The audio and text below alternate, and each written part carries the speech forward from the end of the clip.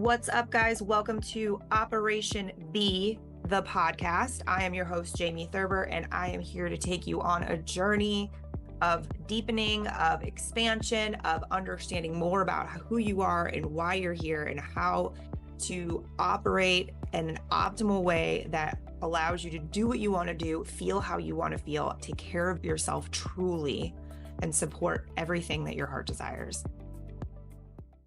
What's up, guys? Welcome back to the podcast. This is Jamie. I hope wherever you are, you're having a great day. I'm in the tundra at the moment.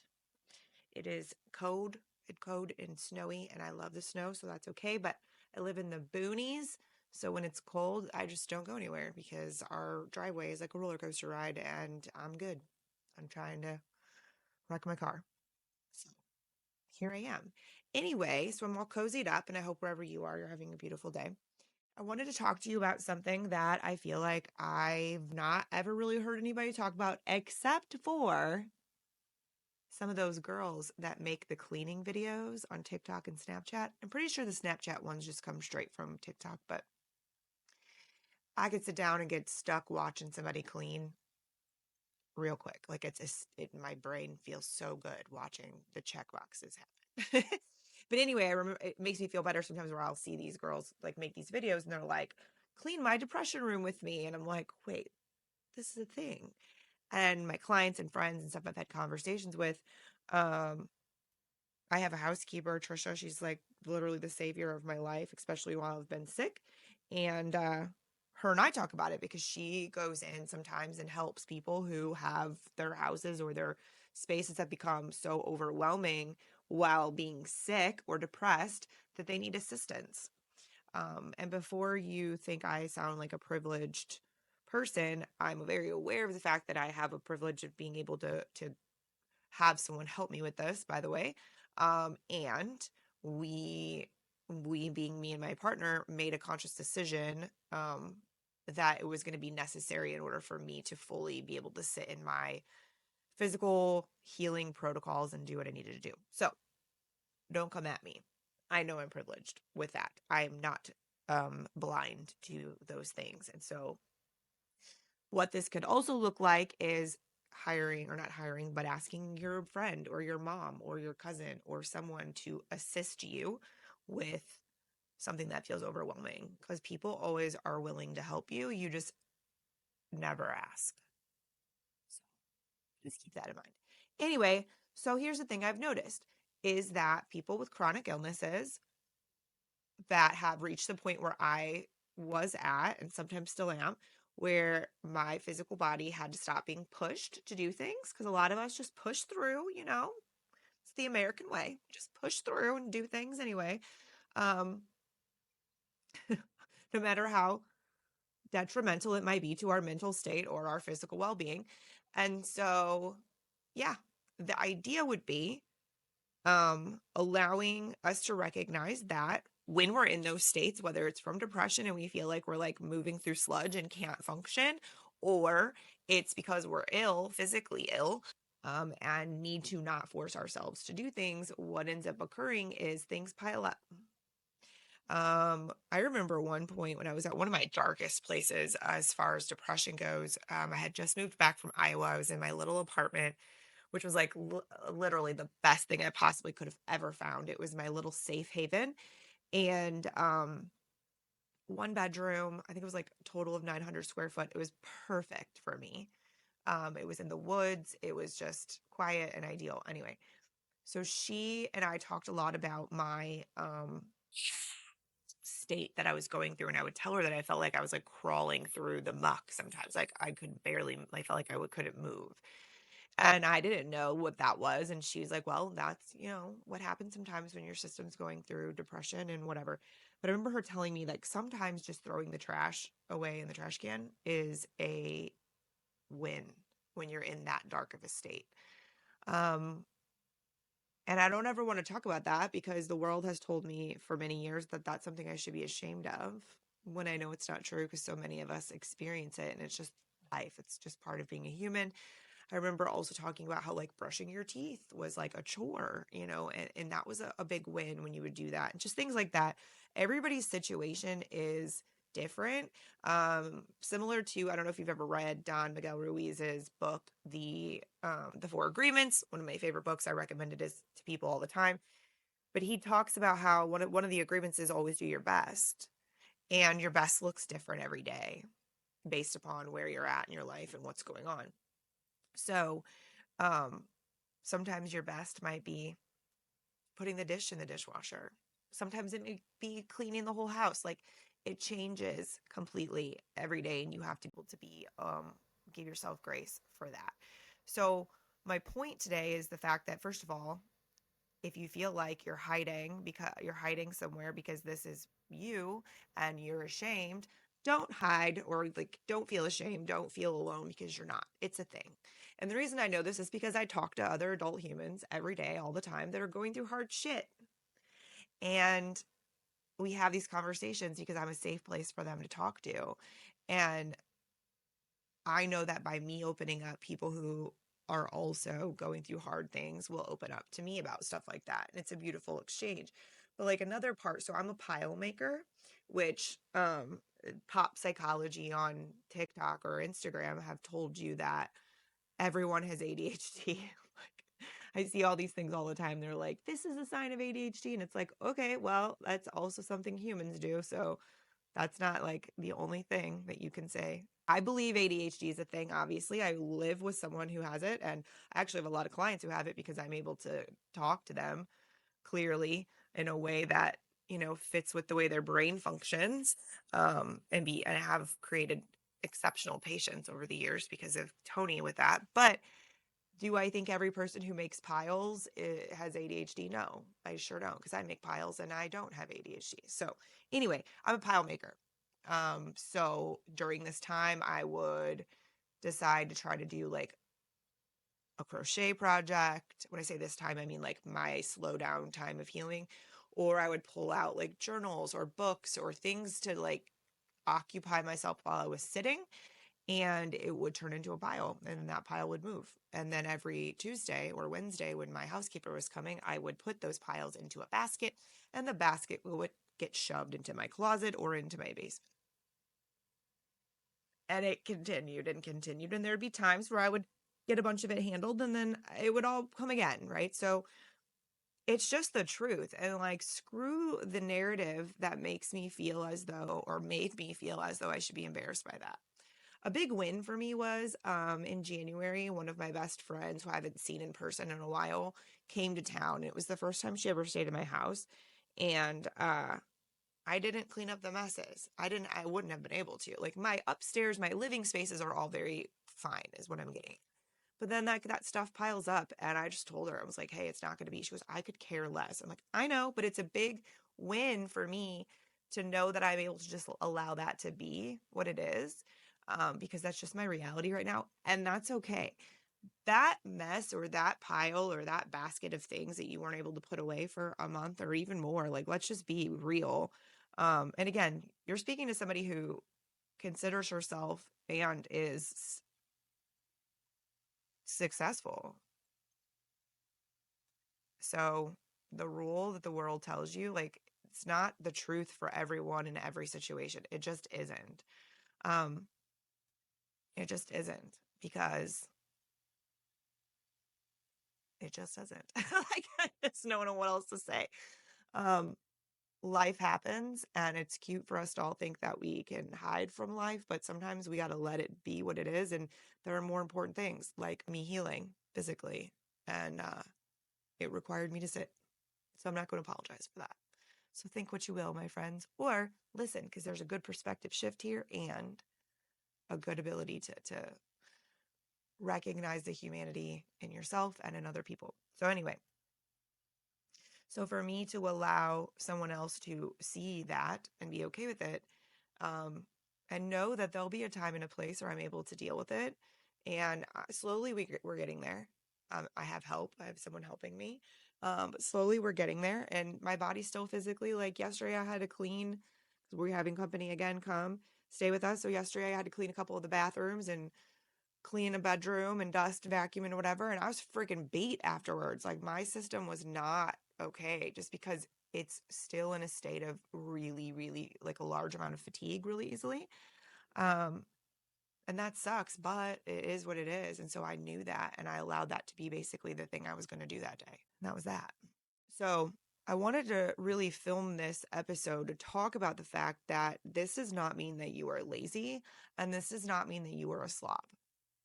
There's a difference between having a pile of things that need to be put away and having like rotting food sitting on your counter for a month. You know what I'm saying? Like there's a difference. And now granted, I'm not even going to go down that path, that conversation path of like hoarders and the mental illness that's attached to that, whatever, because it is a real thing. But that's not this conversation, friends.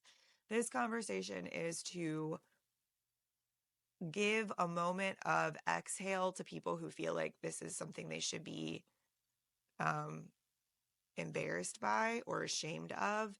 Instead, recognize that, the hard part is that when the mess or the piles accumulate, it's really another heavy thing that sits on your shoulders in an already really heavy situation. And that part sucks.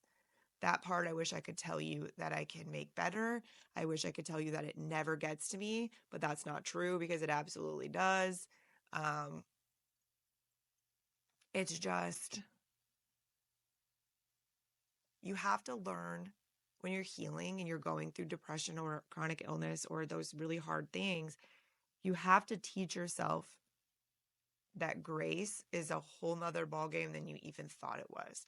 Like the allowance for you to be in your body and be a blob basically because you need to, because that's the only way your system heals. Your nervous system can relax. You can go into rest and digest. Look up the polyvagal theory if you're not familiar. And only way you can do that is by letting yourself be okay with all the things that are going on around you and know that you can't control them. Tough, right? Wow, big. That's a big one. It's hard to understand. It's hard to accept. Um, but it's the truth. And it's just common. And again, I'm not giving you a permission slip to like let food rot on your counter and have mice and shit running through your house, but I'm giving you a permission slip to not feel guilty if there's stuff that you shoved into a closet and closed the door because you mentally and physically didn't have the capacity to deal with it in that moment. And it was a healthier choice for you to do that than to try to push yourself in a place that's going to make you need to recover for 4 days. Because that's the thing that I always did. And it worked out really well for me. I'm just kidding. I mean, it turned out that many times during my years of operating while sick, of course I accomplished a lot of things. I did a lot of very cool things, and that's great. And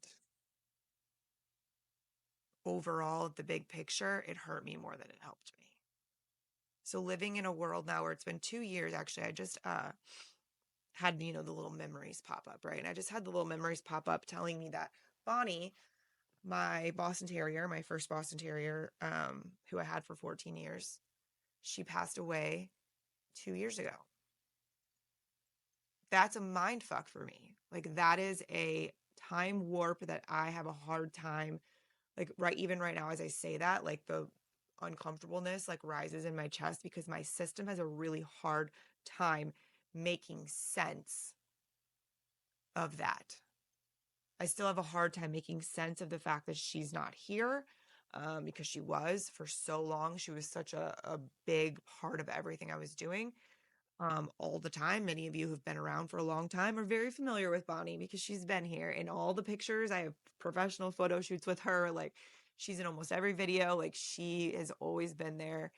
And it's weird that she's not. And what that also hit me as is that I've been not well for 2 years, a little over 2 years. And I went out into the garage yesterday.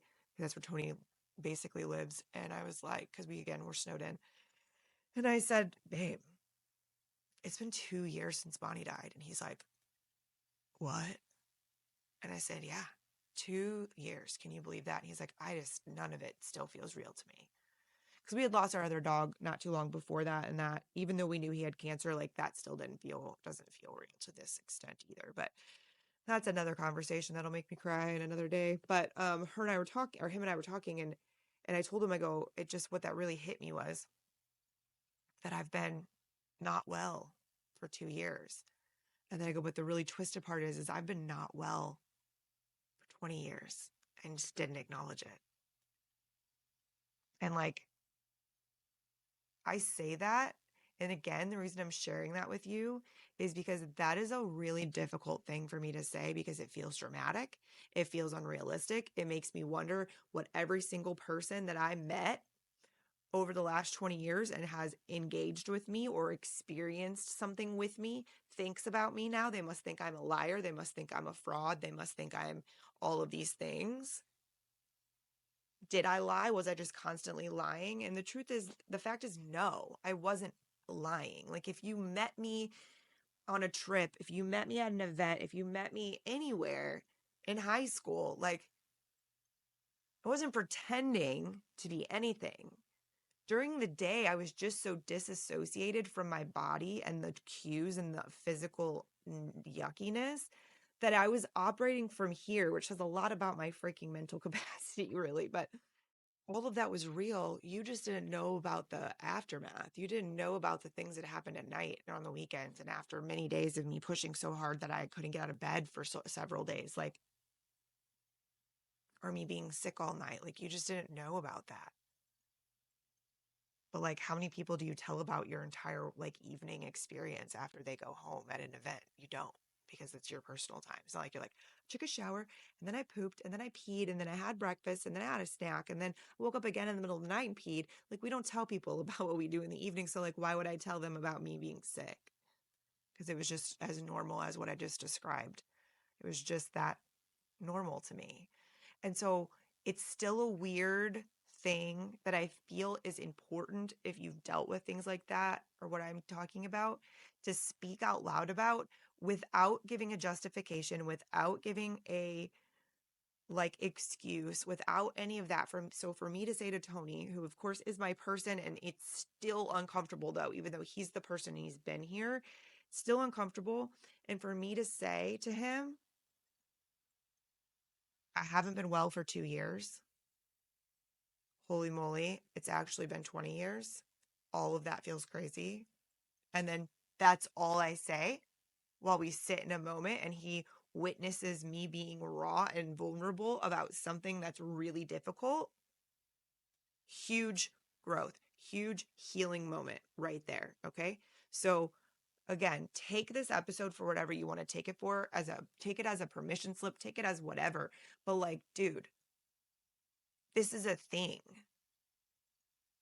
Depression messes, chronic illness messes, getting behind on shit because you're sick. There's people that I haven't emailed back in a fucking year, guys. Like, I think about it, it's in the back of my head. And at the end of the day, I don't have the capacity for it. I have to juggle capacity of what I can and cannot get to. And oftentimes, things that are not directly affecting my day, my finances, or my health, I've just had to let myself not get back to. And that's okay. Do I wonder if Rebecca, my massage therapist, thinks I'm an asshole because I haven't gotten back to her about 2 things in a year? Yeah, I do wonder that sometimes. But when the moment comes that I sit down and respond to her and I don't have the mental capacity, to me and in my integrity, it's better for me to wait than to give her a bunch of bullshit that I just created out of nowhere. I don't even remember saying because it's not real. I don't like to do that. I made a promise a long time ago to myself that I wouldn't do that. So part of this process for me was honoring that integrity place that I choose to stand and letting it be what it is. That's that. So, as always, guys, I'm very uncomfortable right now. That's all I have to say. This was a hard thing to say, but I felt like it needed to because I've come across people who were just getting out of divorces and had to hire someone to help them clean up their house, had to call a mom to come over and do the mountain of laundry with them because they couldn't get through it. And every time they went to touch it, they got overwhelmed. Like, I have these conversations in private so frequently that I know that there are people that are watching this, or hopefully this reaches, that just needed to hear this so that they understood that they're not the only one and they're not crazy. It's okay. You'll get past it. It's okay. It is. It's okay. You're not a slob. You're not lazy. It's okay. So there's that. I hope that that helps whoever listens. And if you know someone that this might help, either give them a permission slip to know that it's okay, or help somebody understand someone that they love or know better. That's another really great thing of sharing these episodes. Please share this with them. As always, hit like wherever it is that you're watching, hit subscribe wherever it is that you're watching. That helps this podcast that I personally do fund this. So there's no like sponsor here, like it's me paying for the whole thing. So if the best way to support it and continue me to allow me to make these for you is to like, comment, subscribe, and share, and leave a review if you have not already. Thank you for being here. I hope you're having a beautiful day wherever you are. And until next time, see ya. Thank you for listening to Operation B, the podcast. To support this message and to support the show, please make sure that you like, follow, and share the podcast wherever you enjoy listening. And be sure to leave us a review on iTunes. Thank you for being here, and see you next time.